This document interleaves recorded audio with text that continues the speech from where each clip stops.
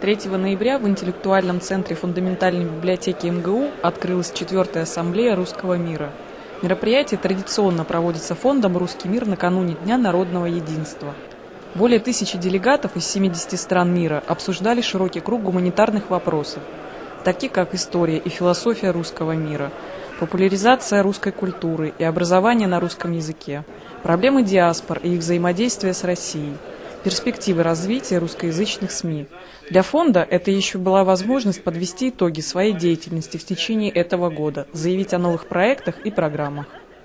4-й раз в этом зале интеллектуального центра мы принимаем такую высокую ассамблею и корпорацию.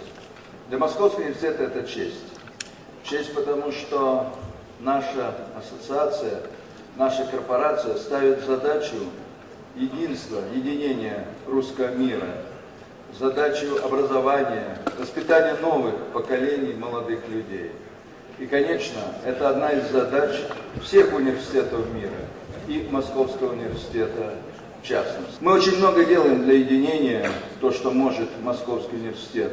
В 5 филиалах Московского университета, зарубежных филиалах, в странах СНГ, обучается 2500 ребят этих стран. Они учатся на русском языке, преподают им профессора Московского университета, и они получат дипломы Московского университета. И это ведь прекрасно, что уже сейчас 2500 самых талантливых ребят в разных странах обучаются по программам и стандартам Московского университета. Это и есть наш вклад в великое дело, которое называется «Русский мир». В гостях Ассамблеи Русского мира хор воспитанников приюта «Дом Рафаэля Айяу» для детей-сирот при монастыре Святой Живоначальной Троицы, Гватемала.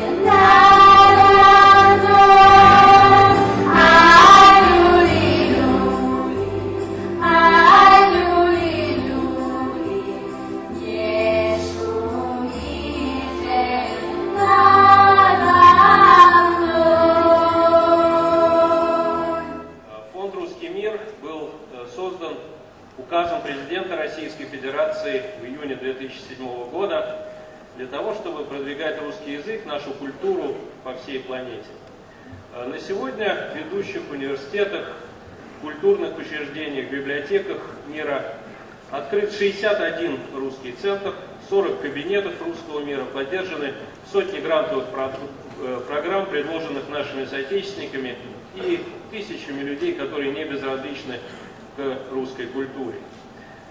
2010 год был очень насыщен разными событиями, но в душе, в памяти запечатлелись прежде всего мгновения эмоциональные, насыщенные. Гватемала вместе с министром иностранных дел России Сергеем Лавровым мы разрезаем ленточку, открывая русский уголок в детском приюте, который организовала настоятельница, матушка Инесса, сегодня присутствующая в этом зале, канун 25-летия Победы. Победителей Всемирной акции «Память сердца», в рамках которой мы просили людей со всех уголков земли присылать документы, воспоминания, рассказы о людях, о памятниках, о событиях. Эти победители, убеленные сединами ветераны Великой Отечественной войны, которые не были в Москве или в России после распада Советского Союза, или совсем молодые ребята из поисковых отрядов, они возлагают венки у могилы неизвестного солдата, и звенящая утренняя тишина, слезы в глазах, просветленные лица. Украина, Луганск, огромный концертный зал. С размахом проводится фестиваль молодых исполнителей патриотической песни. Я слышу, как сидящий сзади человек говорит: наконец-то патриотические — это когда за нас. Я вспоминаю открытые в этом году центры, наконец-то, и в Киевском государственном университете, в Луганске, в Донецке. Или еще один образ: тысячи и тысячи верующих, держащих в руках обжигающие свечи, ожидая молитвы вместе со святейшим патриархом Кириллом в дни его пасторского визита. 65-летие освобождения Белграда. По центральной улице вечером шли люди, многие тоже со свечами и с плакатами, на которых написаны слова о дружбе с Россией. Я спрашиваю, кто организовал, отвечает по-русски женщина самого простого вида: а никто. Люди просто благодарны России и считают, что мы должны быть вместе. Или пригород Тель-Авива, где проходил 12-й конгресс русскоязычной прессы. Тысячи людей на концерте, посвященном Дню Победы, на огромном стадионе. Медали на груди ветеранов, «Катюша», бьется в тесные печурки, известные артисты, детские коллективы и салют Победы над Святой Землей. Анкара. Туризм, бизнес, будущее, безусловно, за русским языком, доказывает мне по-русски старшекурсник университета экономической политики, где фонд открывал свой центр на полях государственного визита президента России. А я подумал, что одним из наиболее значимых и удачных проектов 2010 года стал поддержанный нами новый поэтический перевод на русский язык Корана, распространенный на тысячах аудиодисков. Или посещение Дмитрием Анатольевичем Медведевым нашего русского центра в Долянском университете. В книге почетных посетителей президент пожелал успехов всем, кто изучает русский язык, а затем объяснил слушавшим с открытыми ртами студентам, почему этот успех обязательно придет. И успех обязательно придет. Все это лишь небольшие эпизоды в жизни русского мира 2010, коих было, я уверен, будет еще великое множество и в нашей стране, и по всему миру. Мне выпала почетная обязанность огласить приветствие президента Российской Федерации организаторам и участникам 4-й ассамблеи русского мира. Уважаемые друзья, рад приветствовать вас в Москве и поздравить с открытием ассамблеи, приуроченной к нашему национальному празднику, Дню народного единства. Ваш форум собрал соотечественников из более чем 70 стран, объединил тех, кому дорога Россия, кто поддерживает наши планы по всесторонней модернизации и стремится внести свой вклад в развитие страны, в расширение межкультурного диалога и продвижение позитивного образа нашего государства в мире.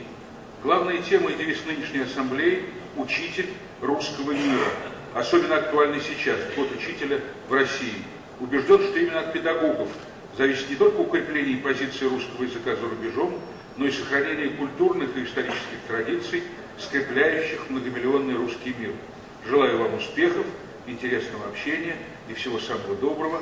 Президент Российской Федерации Дмитрий Анатольевич Медведев.